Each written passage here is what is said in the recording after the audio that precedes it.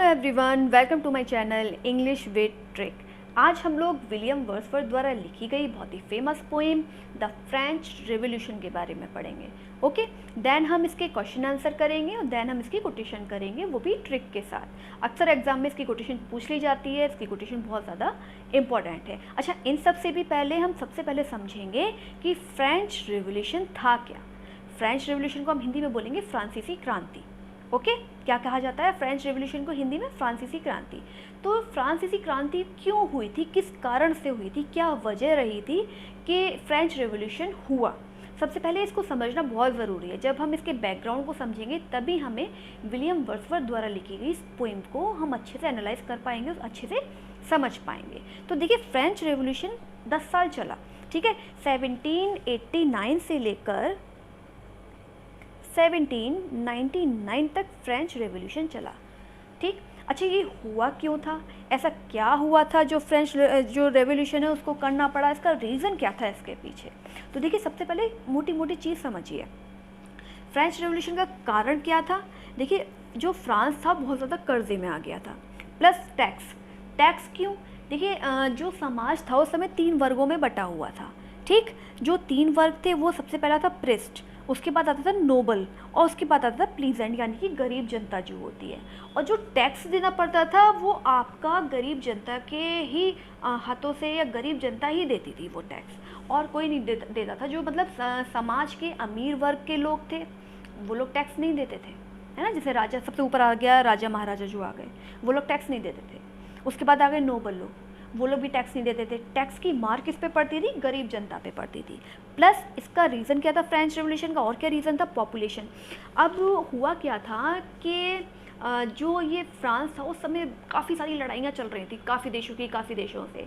तो जो फ्रांस था बहुत ज़्यादा कर्जे में आ गया था, ठीक है। उनके जो खाने के भी लाले पड़ गए थे, अकाल, मतलब एक तरीके से अकाल और भुखमरी पड़ गई थी। उस पर टैक्स की मार और उस पर बढ़ती हुई पॉपुलेशन और उस पर अकाल, ठीक है। ये सब चीज़ें, बहुत सारी चीज़ें थी जो कारण बनी। और वहाँ का एक तानाशाह राजा था, मतलब वो अपने आप को पता नहीं क्या समझता था। वैसे तो राजा तो अपने आप को क्या ही समझते हैं, लेकिन इतना ज़्यादा प्रॉब्लम चलने के बाद भी फ्रांस में वो अपने ऐशो आराम में, अपनी निजी ज़िंदगी में कोई ऐसी कमी नहीं रख रहा था कि लोगों को लगे भाई देखो हम गरीब हैं, ठीक है, हमारे अकाल चल रहा है, हमारी प्रॉब्लम चल रही है देश में, तो भाई राजा को भी तो ये सब चीज़ें देखनी पड़ती है ना। ऐसा थोड़ी ना होता है कि गरीब जनता को लूटते रहो और अपनी जेब भरते रहो। वो राजा ऐसा ही था, वो अपनी जेब भरता रहा, है ना। अपने बड़े बड़े वो महल बनवा रहा है, अपनी पता नहीं क्या क्या चीज़ें बनवा रहा है, क्या क्या शौक कर रहा है, और गरीब जनता बेचारी पिस रही है, मर रही है। तो वो बहुत ज़्यादा तानाशाह राजा था, ठीक। वो उसकी तानाशाही को ख़त्म करने के लिए फ्रेंच रेवोल्यूशन करना पड़ा।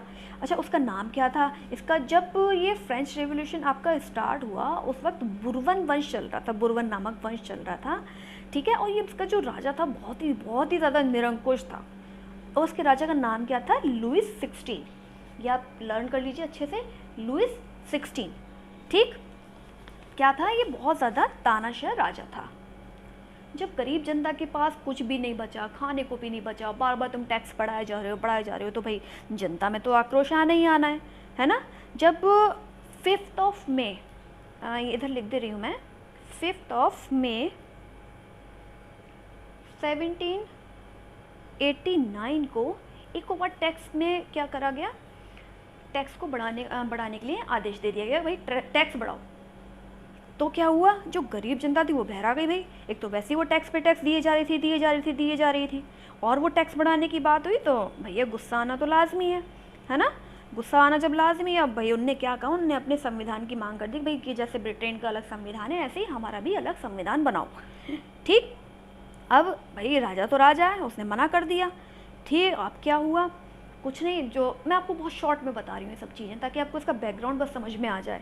फिर क्या हुआ? गरीब जनता ने क्या किया? विद्रोह छेड़ दिया, और लुइस 16 को पकड़ के क्या कर दिया? उसे उसके किले में लूटपाट कर ली, और मतलब बहुत, मतलब एक तरीके से बहुत ज़्यादा वो हुआ था, अब उस समय जो है कई वर्ग में लोग बटे हुए थे, कुछ अहिंसावादी थे, कुछ हिंसावादी थे।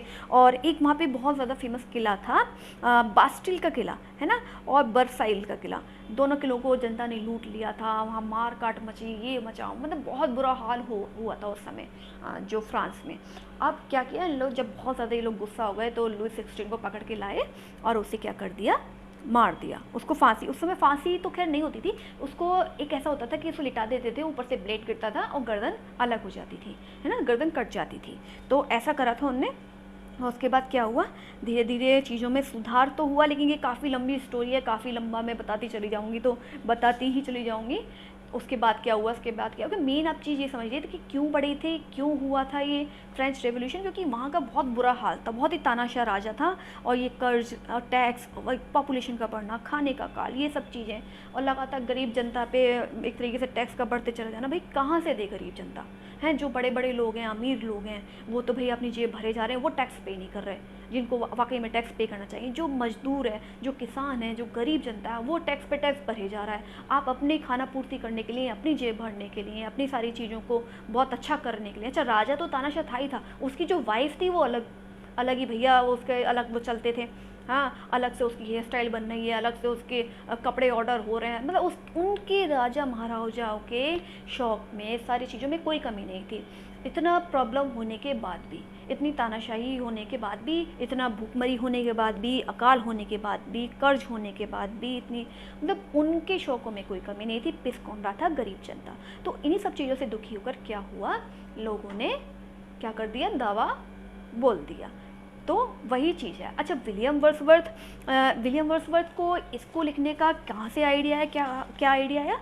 विलियम वर्ड्सवर्थ घूमने गए थे, फ्रांस की एक जगह है कैलेस, ठीक है, वहाँ ये घूमने गए थे, और वहाँ पे जब इनको इसके बारे में पता चला, लोगों से इसके बारे में बात हुई, तो वो बहुत ज़्यादा इंस्पायर हुए और उन्होंने क्या कर दिया, ये पोएम लिख दी। अच्छा, ये तो हो गया हमारा फ्रेंच रेवोल्यूशन के बारे में।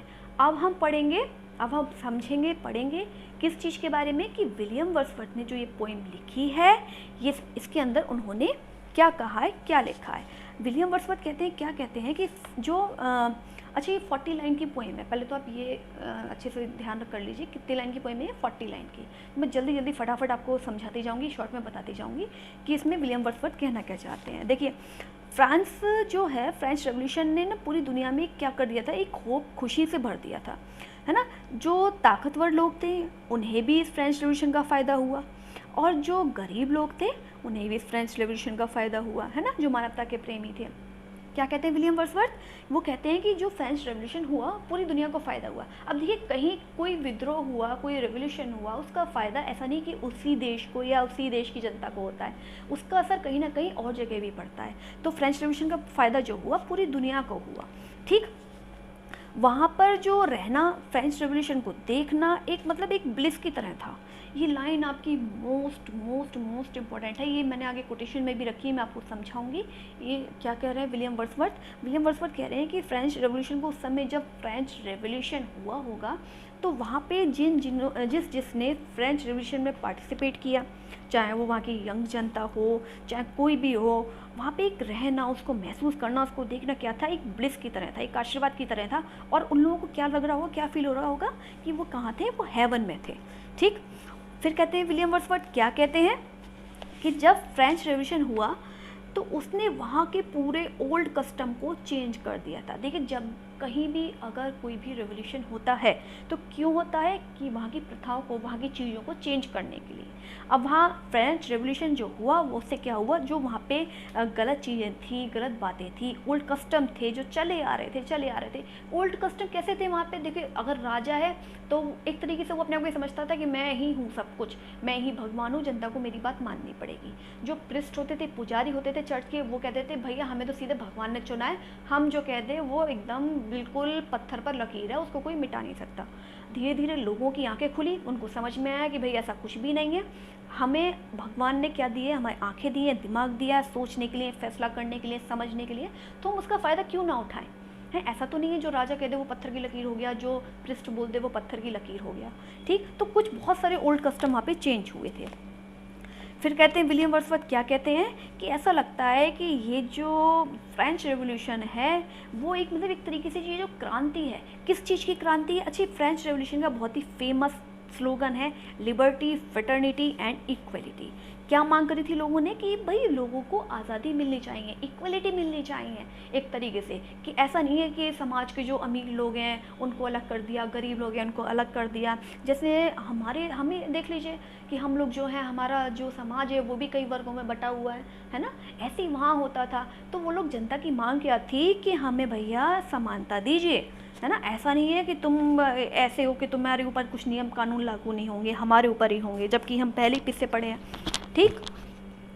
फिर क्या हुआ? फिर वो कहते हैं, विलियम वर्ड्सवर्थ कहते हैं, क्या कहते हैं?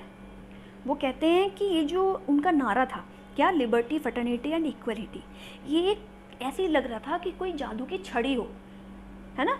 जब जो कि ये जादू की छड़ी ऐसी है जो पूरी दुनिया में इस चीज़ को उसने फैला दिया है और इसका फ़ायदा पूरी दुनिया को ही होगा, ठीक। फिर विलियम वर्ड्सवर्थ कहते हैं, क्या कहते हैं विलियम वर्ड्सवर्थ, कि जो लिबर्टी, फ्रेटर्निटी और इक्वलिटी का जो केवल एक, क्या कहते हैं, फ्रांस से रिलेटेड नहीं है। ये आप सोचो कि वहाँ नारे लग रहे हैं तो वो केवल फ्रांस से रिलेटेड है, ये पूरी दुनिया से रिलेटेड है, ठीक है। फिर नेक्स्ट उसमें क्या कहते हैं पैरा में विलियम वर्ड्सवर्थ, वो कहते हैं कि फ्रेंच रेवोल्यूशन के समय जो उस समय वहाँ के लोगों ने, वहाँ की जनता ने फील किया था ना, वो स्वर्ग के लोग भी फील नहीं कर सकते, वो चीज़ें उन लोगों ने फील करी थी। फिर नेक्स्ट लाइन में विलियम वर्ड्सवर्थ कहते हैं, वो कहते हैं कि जैसे मानिए एक पेड़ है ना, और उस पर एक फूल की कली खिली, और वो कली, मतलब कली पूरा फूल नहीं बन पाई, वो टूट गई, तो वो कली किसी काम की है नहीं है। तो विलियम वर्ड्सवर्थ कहते हैं कि एक कली तभी पूरी होती है जब वो फूल बने, और उसी तरह, अच्छा, विलियम वर्ड्सवर्थ ने ये चीज़ क्यों कही? विलियम वर्ड्सवर्थ ने कहा कि एक कली तभी पूरी होती है जब वो फूल बने। वैसे ही फ्रेंच रेवोल्यूशन में हुआ, क्या हुआ कि फ्रेंच रेवोल्यूशन में जो भी प्रॉमिस किया गया था वो भी पूरा हुआ।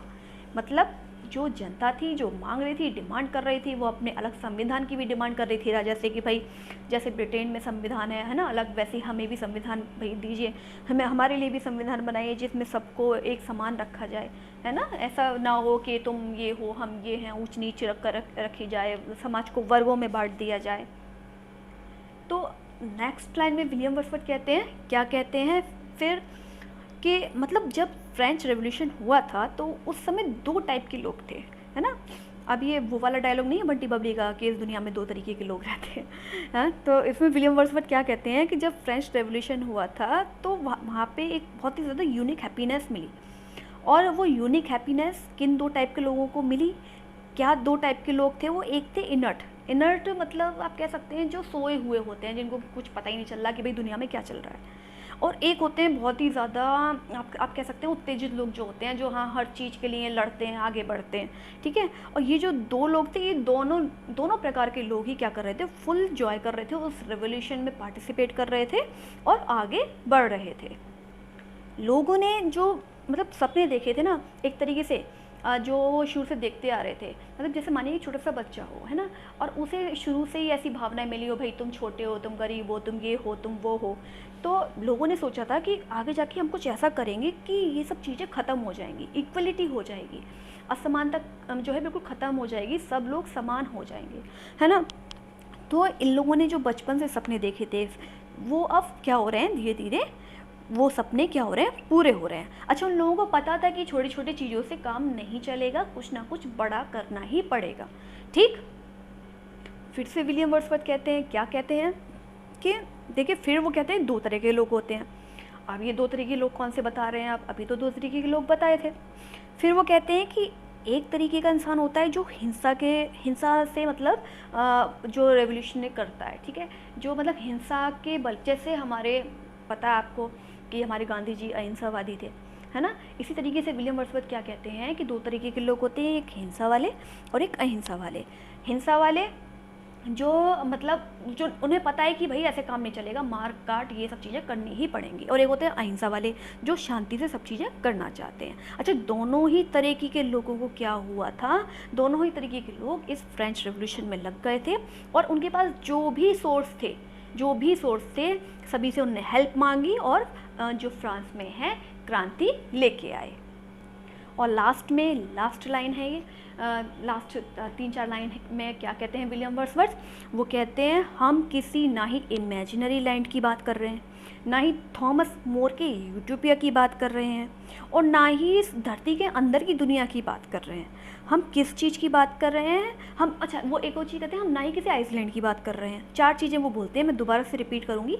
वो कहते हैं क्या कि ना ही हम किसी इमेजिनरी लैंड की बात कर रहे हैं, ना ही थॉमस मोर के यूटोपिया की बात कर रहे हैं, ना ही धरती के अंदर की दुनिया की बात कर रहे हो, और ना ही हम किसी सीक्रेट आइसलैंड की बात कर रहे हैं। हम किसकी बात कर रहे हैं, हम अपनी धरती की बात कर रहे हैं, संसार की बात कर रहे हैं जो हमारा अपना है, और एक ऐसा स्थान है जहाँ पर हम अपनी खुशी को पाते हैं, और कभी कभी हम उन खुशियों को नहीं भी पाते, ऐसा भी हो सकता है ना। तो लास्ट में विलियम वर्ड्सवर्थ क्या कहते हैं कि हम किसी इमेजिनरी लैंड की बात नहीं कर रहे हैं कि ऐसा हुआ था, वहाँ ऐसा हुआ था, ये हुआ था, वो हुआ था।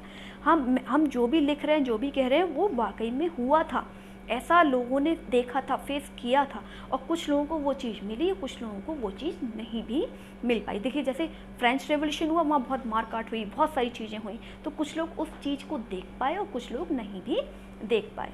तो यहाँ पे ये पोएम की जो समरी है वो फिनिश होती है। देन हम लोग स्टार्ट करते हैं इससे रिलेटेड क्वेश्चन आंसर।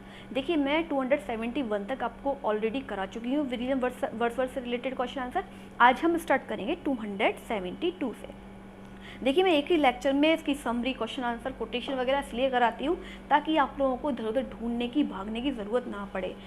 भले ही थोड़ा सा लेक्चर लेंथी हो जाता है, पर आपके लिए ही फ़ायदा है, मेरे को कुछ नहीं है। अगर आपको सारी चीज़ें एक ही वीडियो में करा रही हूँ तो ये मेरे लिए ही डिफ़िकल्ट है। अगर मैं अलग अलग कराऊंगी तो वो मेरे लिए इजी हो जाएगा, प्लस वीडियो भी बढ़ेंगी, है ना। लेकिन मुझे क्या करना है, मुझे आप लोगों की सुविधाओं को देखना है। ऐसा नहीं कि आप लोग कहीं भाग रहे हैं फिर कहीं भाग रहे हैं। आप फ्रेंच रेवोल्यूशन खोलें तो उसका पूरी सब चीज़ देख लें, उसी में क्वेश्चन आंसर देख लें, उसी में समरी देख लें, उसी में क्या कहते हैं आप कोटेशन देख लें। वैसे भी जो समरी होती है उसको ध्यान से अगर आपने समझ लिया तो आपको क्वेश्चन आंसर और कोटेशन तो वैसे ही याद हो जाएंगे। और ये जो कोटेशन होती हैं, जो समरी होती है इसकी, लाइन बाय लाइन जो इंग्लिश टू हिंदी पढ़ाई जाती है, उसी में से उठा के मेन जो इम्पोर्टेंट कोटेशन होती है वो आपको कराई जाती हैं, तो वो मैं आपको कराई देती हूँ, है ना। तो वो चीज़ आपकी क्लियर हो ही जाती है। ओके, तो अब स्टार्ट करते हैं बिना समय बर्बाद किए 272 नंबर का क्वेश्चन। सबसे पहला क्वेश्चन यही है, हु कंपोज दिस पोइम, ये पोइम किसने लिखी थी, किसने कंपोज की थी, तो वही हमारे विलियम वर्ड्सवर्थ हैं। ठीक, नेक्स्ट क्वेश्चन है 273, the French revolution is a part of, French जो रिवोल्यूशन है किसका पार्ट है, ये विलियम वर्ड्सवर्थ की जो बुक है प्रिल्यूड, उसका बुक नंबर 11 का पार्ट है। ठीक है, ओके। ये आपका इंपॉर्टेंट क्वेश्चन है, इस पर इंपॉर्टेंट मार्क कर लीजिए। नेक्स्ट देखते हैं, this poem was written in, ये कब लिखी गई थी, ये 1804 में लिखी गई थी, और ये पब्लिश्ड कब हुई थी, 275 नंबर का क्वेश्चन है। This poem was published in 1809, कब पब्लिश्ड हुई थी, 1809 में। ओके, नेक्स्ट देखते हैं, नेक्स्ट क्वेश्चन है हमारा 276, what was the slogan of French revolution. जैसे मैं आपको पहले भी बता चुकी हूँ उस समय क्या स्लोगन था, क्या नारा था फ्रेंच रिवोल्यूशन का, कि लिबर्टी, फ्रेटर्निटी एंड इक्वलिटी, है ना। Rights of equality, liberty and fraternity against the tyranny of the cruel king. जो वहाँ का क्रूरर किंग था, क्या नाम था उसका, लुइस 16। क्या नाम था, लुइस 16।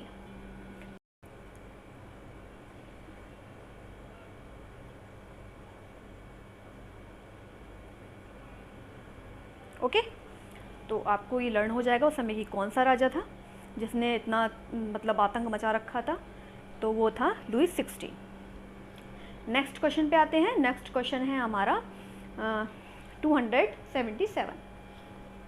एक सेकेंड, क्या है, Wordsworth classifies the people of the time in 2 kinds, which are the kinds. वो काइंड्स क्या थे, वर्ड्सवर्थ ने 2 तरीके के लोगों को बताया, कौन कौन से, who were inert and lifeless, जो मतलब सोए हुए थे, लाइफलेस थे, and those who were alive, जो जगे हुए थे, मतलब जो पूरी उत्तेजना के साथ लगे हुए थे। ठीक है, मैं आपको जब इसकी समरी समझाई थी तो बता ही चुकी हूँ, 2 बार उन्होंने 2 बार जिक्र किया है। 2 तरीके के लोग होते हैं, कौन कौन से, एक तो यही हो गया, और जब दोबारा जिक्र किया तो 2 तरीके के लोग होते हैं, तो वो अहिंसावादी और हिंसावादी बताया। ओके, नेक्स्ट आते हैं, नेक्स्ट क्वेश्चन है हमारा 278।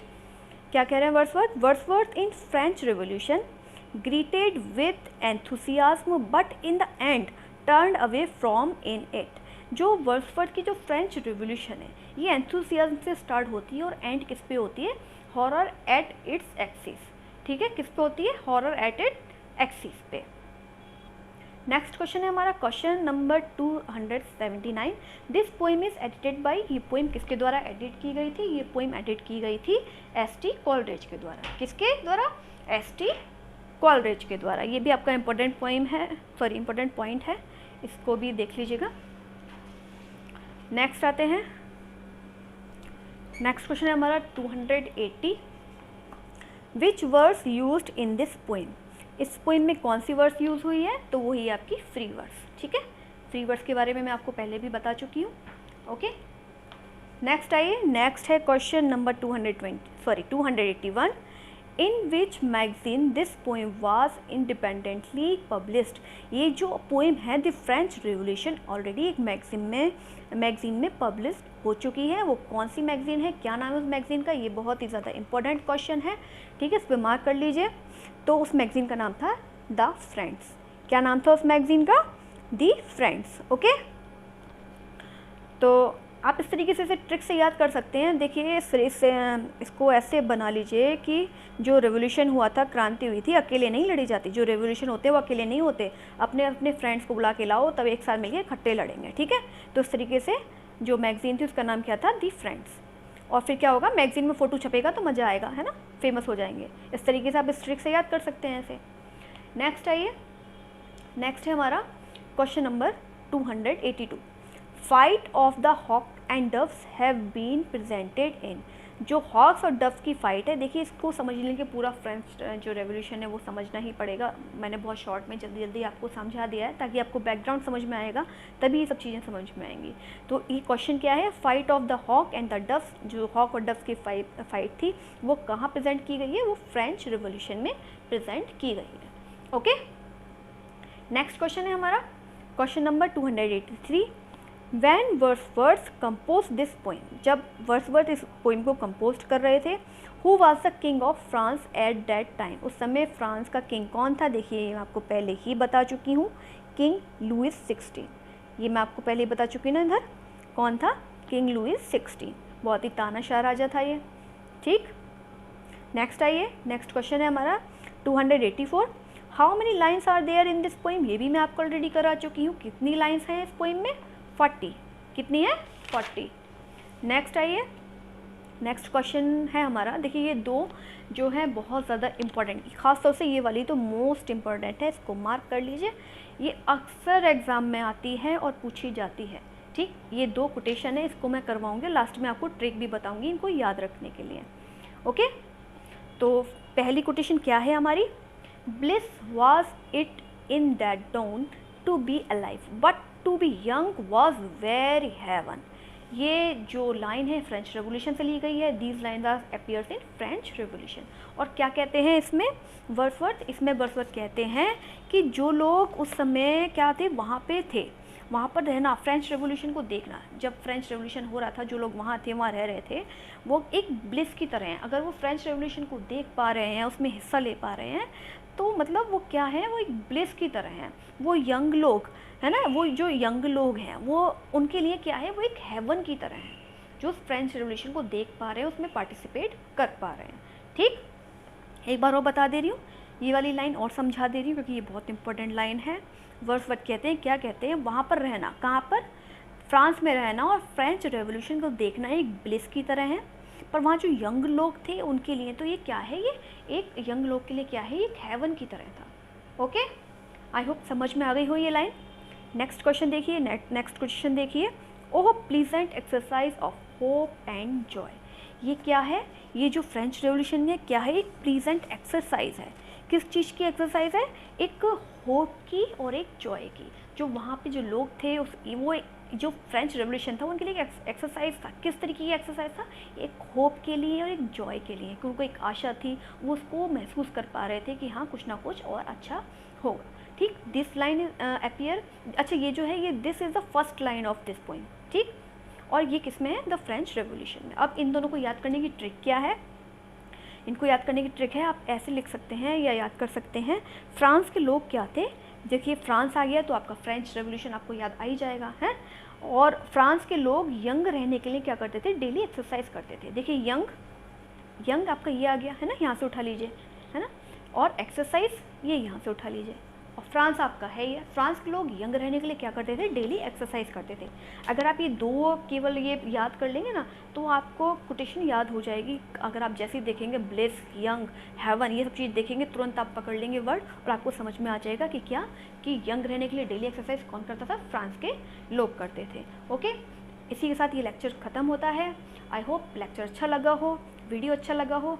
अगर वीडियो अच्छा लगा हो तो लाइक, सब्सक्राइब, शेयर करना ना भूलें। Thank you very much.